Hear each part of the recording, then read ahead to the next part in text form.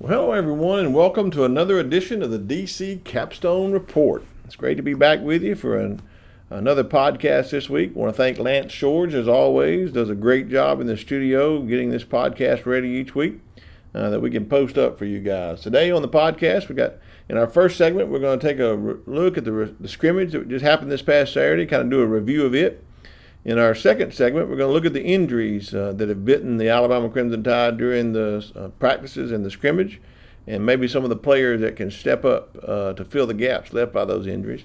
And then finally, in the third and final segment this week, we're going to keep on our segment of looking at different positions. And this week, we're going to focus our spotlight on the offensive line. The DC Capstone Report is featured each Tuesday morning on Tide 102.9, The Morning Blitz with Martin Houston. You can listen live at Tide1029.com. Well, it's great to be back on the podcast. We're counting down the days to the Alabama kicks off on the 31st of August against the Duke Blue Devils there in Chick-fil-A Kickoff Classic in Atlanta, Georgia. I hope a lot of the fans get a chance to travel over that day and check out the game, first game of the season. Well, they got an opportunity this week to kind of look back at the scrimmage. We're looking at the days ahead and counting them down. And I've got, I believe, 18 days before the kickoff. So we got a little over 2 weeks. The rest of this week and 2 more weeks getting ready for the. And we're going to get ready for the first game. I think we'll probably see them do a little more game planning as we get closer to the Duke game. But right now, we're still in the basics. The first scrimmage was just held, and that first scrimmage is often used by Coach Saban to kind of see where they are, to kind of take a barometer, if you will, of where they are in the season and what they got to work toward. The second scrimmage is usually upcoming this week, is when they'll identify some of the players that they're going to really focus on and start developing a depth chart, if you will, of who's going to be really focusing on and get ready for the games, get ready to play this year. But coming out of the scrimmage this week, it had some good things. It had some negative things, and I guess the negative thing, we'll start with it. Lead with the negative thing. That is the injuries that happened either during the scrimmage or in the last practice leading up to the scrimmage. That really has took a toll on some of the positions, and we're going to focus on that in the second segment today. But another one of the negatives that happened in the scrimmage, it seems like the defensive backfield just didn't play up to what we had expected from them. You know, and I spotlighted them on the show, on the podcast a few weeks ago, and said that we were going to have an uptick there, and I still think we are. I still think it's going to happen. But in this first scrimmage, when you think the defense might be ahead a little bit in the first scrimmage, really the offense was able to take advantage of the defensive backfield. A lot of things can be said for that, so I don't think it's anything to get worried about at this point. A lot of reasons for that. One is we have some great offensive production from our offensive players. I mean, we've got one of the best quarterbacks in the nation, and I think all the 4 best wide receivers in the nation playing for Alabama. So that is going to be probably the toughest competition that our defensive backs will see all year is when they see them in practice every day and in the scrimmages. So that's one thing. But I think another thing is early in the year, they're still trying to gel together as a unit and trying to get people in positions to play. So I look for that to even get better in the days ahead, the practices ahead, and in this week's scrimmage as well. But enough of the negative things. There were so many positive things that came out of the scrimmage. I think it's important to note here. One is the play of our offensive line. It seems like our philosophy to run the ball, to set up the pass is in full swing. The offensive line blocked really well. We had a lot of good running production in the scrimmage. They pass blocked fairly well for the quarterbacks. So I'm just impressed with the play of the offensive line coming out of the scrimmage. I believe also the quarterbacks did really good. Tua did a great job when he was in there. It seems like he has been able to improve his progression reads, and in the scrimmage was able to hit some receivers that were open and kind of pick apart the defensive backfield based on that. We're having a 4-wide set on some occasions. One of the other bright spots that came out of this was just hear Coach Saban talk about Mac Jones and the improvement he's made as a backup quarterback, and so that's really confident going in. If have a backup quarterback that's really solidifying himself on the second string, Then you got Talia and Paul Tyson fighting it out for that third quarterback for the year. So, it's really good to see Mac Jones. Been in the system for a while, knows the system. But Coach Saban talking about him in his press conference said he made some great throws downfield, some big plays, made some explosive plays, and did a good job of taking care of the ball as well. So it's always good to hear about him. I think also the one of the bright spots in this scrimmage had to be on the defensive side of the ball, the play of Terrell Lewis. Terrell Lewis is a beast, everybody. I just think everybody out there that's listening to this podcast needs to know that Terrell Lewis is the real deal, and he's a beast. I thought maybe Coach Saban was exaggerating, saying that he was better than he was before he got injured the first time. But in this scrimmage, from everything that I was able to hear, they said he played much better than before and really showed out. So I'm glad to see him doing that. We're going to need that. Having Terrell Lewis and Anthony Jennings as starting on the outside linebackers is going to really put a lot of pressure on the opposing teams. And so another good thing that came out of here was the play of Terrell Lewis. And finally, the one thing that I have to mention that all Alabama fans out there are looking to hear, what about the special teams? And when we say that, we mean what about the kicking game? Well, I am happy to report that out of this scrimmage, the freshman kicker, Will Reichard, really upped his game, did a really good job. And in this scrimmage, it was 5 of 5 of field goals, one being longer than 50 yards. So if he can continue to improve on this first scrimmage, I think our kicking is going to be really upgraded this year. In the punting, you got Will Reichard and Mike Bernier and Skylar DeLong are all back punting. I think Jeff Banks has really been able this year to put his stamp on the kicking and the punting. Maybe didn't have as much time last year to work with the punters, but getting to know them better now. Our kickers, being able to put them in a better position to make plays. I think he's really great special teams coach. So it was wonderful to hear about the kicking and the hope, and it just goes over to the next scrimmage as well and continues to improve. But we're going to need our kicker this year and make some close game kicks. And I'm just excited to say that out of our first scrimmage, we can say something positive about our kicking game. Well, here in the second segment, we're going to talk a little bit about injuries. And I know I hate to mention injuries and talk about them, but some things have happened this week that's really caused us to become some concern. First of all, let's talk about our updates for those that have been injured. LeBron Ray and Miller Forstall are back practicing now. So that's good to hear. That's good news to see them coming back. I believe that that's going to be a positive. They'll continue to get better. Dylan Moses has been a little nicked up. I think he's day to day, but I believe he'll be able to play and continue to practice into this week's scrimmage as well. But I guess the two main injuries that really concerned me, it happened on the last play of the practice before the scrimmage. The last play, Trey Sanders suffered a significant leg ankle injury that caused him to have surgery, and it was a significant injury that we don't like to talk about specifics, but it was significant enough that it's probably going to keep him out for the entire remaining year. I believe that he'll be out and won't be able to contribute this year. So I hate it for the kid. He's a 5-star running back coming in, expected to really make a splash. He even predicted he'd win the Heisman Trophy this year.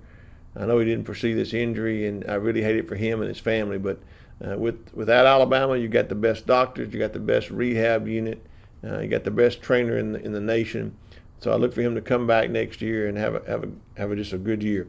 Well, what does that do for the offensive side of the ball? Well, I think Trey Sanders was expecting to contribute, and the coaches were expecting and counting on him to contribute. Of course, Najee Harris and Brian Robinson are going to be your first two backs off the bench to play in the games, but you're always looking for that third back who's going to be able to contribute and give them a spell of relief, give them some rest. And Alabama's always had that third back to come in maybe on that third series to really give a change of pace, and it looked like Trey Sanders was going to be that person. Well, I'm told that in the scrimmage, the person that really stepped up to the plate on this is Jerome Ford. He's kind of been lost in the talk. He was there, kind of been lost in the talk. Been talking about Trey Sanders. Everybody's talked about him. No one's really talked about Jerome Ford.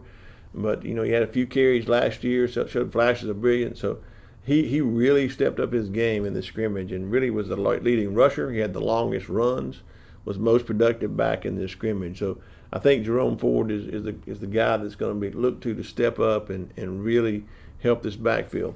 But I want to talk about another person. I'm really sold on Najee Harris and Brian Robinson. I think they're going to be great. But there's another Robinson I want to talk about that everybody's kind of forgot about. And that he was signed in this class along with Trey Sanders. Trey Sanders got all the publicity, but that's Keelan Robinson. Keelan Robinson, one thing that I heard Coach Saban say after the scrimmage that really caught my attention was that Keelan Robinson probably brings to the table something that we lack or don't have in our backfield, and that's that fast, quick change of pace back. So that leads me to believe that he also, as well as Jerome Ford, is going to have an opportunity to contribute in the backfield this year. So with Trey Sanders' injury going down, it's going to hurt our depth. But look for Jerome Ford and Keelan Robinson to step up. If you hadn't heard of Keelan Robinson, get to know him. He might play a bigger role in this season than we've anticipated due to this injury to Trey Sanders. Well, on the defensive side of the ball, there was also an injury in the scrimmage. We know that DJ Dale was injured and held out. I hope he's just day-to-day and will be coming back.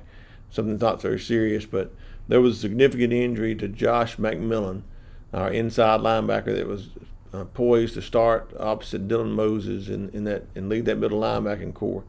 You know, I'm really so heartbroken for this young man. Josh McMillan's a great kid. He's a young man of faith. He's waited and he's bided his time there well. He's learned, he's studied. He's a redshirt senior, been there 5 years.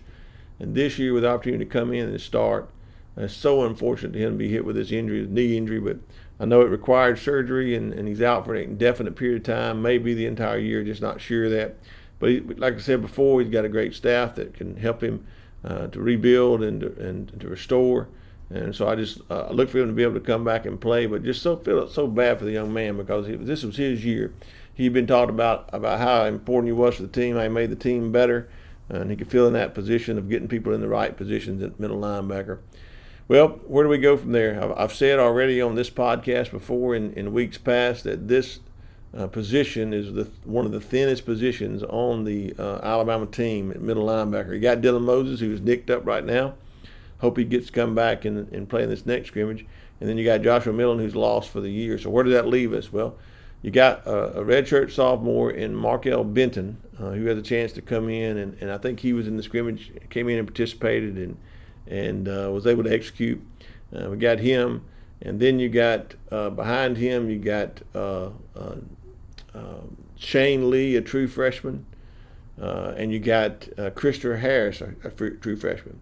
Also, as a sophomore, Ali Cahoe comes back this year. He was a true freshman last year, and you got true sophomore Jalen Moody. So of those, what's going to take place there? Who's going to fill the gap? Well, I think it remains to be seen. I think Markel Benton definitely has the athletic ability to do it. I think Ali Cahoe and Jalen Moody, who were freshmen last year, have the ability to come in and do it. And I think Shane Lee proved in the coming in January and participating in the spring game that he also has the athletic ability too. One person we hadn't heard much about is Christopher Harris. I'm told that Christopher Harris got here, when he got off the bus, he got here in great shape, and that's shape enough to play. And so if he can, as a young freshman, grasp the game mentally, then I think he has a chance to contribute as well.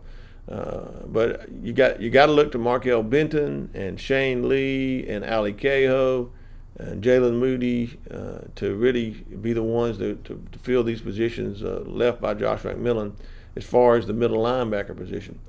You got Christopher Harris. It remains to be seen if he can contribute as a freshman. And then remember, you got Ben Davis out there that started on the middle linebacker, but has never really reached his full potential here at Alabama. Coming out of Gordo High School, he's been here in the program a long time. You know, he's a legacy. His father, Wayne Davis, was a great player here at University of Alabama at a linebacker position. So he was moved out because of lack of depth on the outside linebacker, but he's always has that potential to be moved back inside should he be needed. So that's another name that you can throw into that category. The other thing I think is missing with Joshua McMillan is the intangibles that the coaches have already talked about him bringing to to the team, and that is being able to make all the other 10 players better on the field, make them better, be a leader, and put people in the right position. So who are we going to look to fill that void? Well, I'm not sure. To me, I would think Shyheim Carter is the one that'll do that. Coach Saban spoke last week about him being be a great coach one day. He has intelligence, probably one of the one or two most intelligent players on the team that knows all about the game and the intricacies of it. And Coach Saban's defense is a little intricate. Putting people in the right positions is what it takes in order to play those defense well. So maybe it falls to someone like a Shyheim Carter to be the one to be that vocal person, that leader that Josh McMillan was doing. So those injuries are significant, but I think we've recruited well. We have people in positions to come up and fill. So the unfortunate thing for the young men that got hurt, what that does is unfortunate for them, but it gives an opportunity for someone else to step up. And I guess we'll see in the days ahead who that might be to step up and fill these injured positions. Well, in our final segment today, we want to keep up on our what we've been doing, spotlighting a different position each week. And this week we moved to the offensive line. I think the offensive line for the University of Alabama football team this year is going to be much improved. I think, well, when you look at this offensive line, you talk about bulk. We're talking about 6 or 7 guys that are over 300 pounds and being able to put together a line. If we can put together 5 linemen that get to gel, and the chemistry is right, the sky's the limit for this offensive line. So, going into this year, you got players at the tackles that have solidified their spots. You got Alex Leatherwood and Jedrick Wills, both over 300 pounds, both highly talented freshmen, both come in and really have really done a really good job, and I think they'll just improve on that this year at the tackle position. So trying to really decide and replace the center and the guards. We've got Deontay Brown, who played some last year, but he's going to be suspended for the first 4 games of this year due to some problems that he had last year. So can't count on him at the very first. He might be in the mix later down the road. So it looked like in the early practices, that you got Chris Owens playing in the center position, and you got Evan Neal and Matt Womack at the guard positions. Evan Neal and Matt Womack are huge, over 300 pounds, both over 6'7", 6'6". So, and Chris Owens is no small person, even though he may be the lightest of the group. He's no small at that. And that's kind of the people that have been filling those in practice, first in line, in the going through the motions in the viewing period, that sort of thing. Something interesting happened after the scrimmage. After the scrimmage, they played around with different positions and different combinations of people during the scrimmage. And then after the scrimmage this week, on yesterday, Monday, during practice, during the viewing period, we were able to see a different combination. And at one point, they had Emil Ikior at center, and Chris Owens and Matt Womack were off to the side. Emil Ikior was at center, and then you had Evan Neal at one guard, huge guy, and then you had the transfer from Florida State, Brandon Dickerson, at the other guard, working along and beside Jedrick Wills and Alex Leatherwood. So that's a different combination, moving Emil Ikior over to center. And if so, that's a jumbo package there, because Ikior is huge.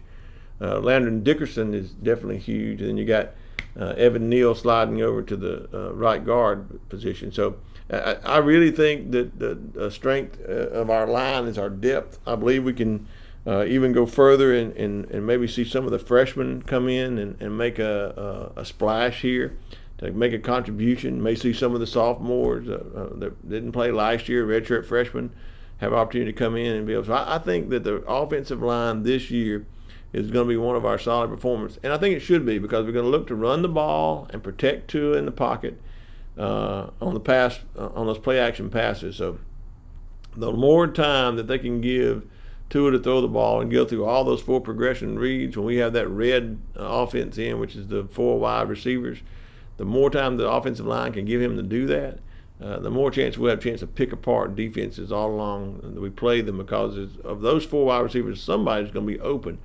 If you run the 4 wides and it calls them to play zone, then somebody's going to be open. If they play man-to-man, they can beat them deep. All those guys can run deep and beat them deep. And if they don't, if they move up in the box because you run the ball so much, then you can beat them over the top. So all of that depends on the offensive line, one, blocking for the run to make the runs really productive so they creep up into the box to stop the run.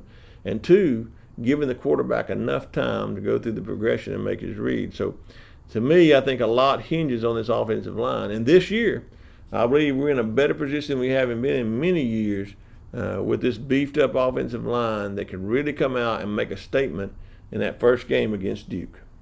Well, this is the DC with the DC Capstone Report. It's been great being with you today. Until next week, roll Tide.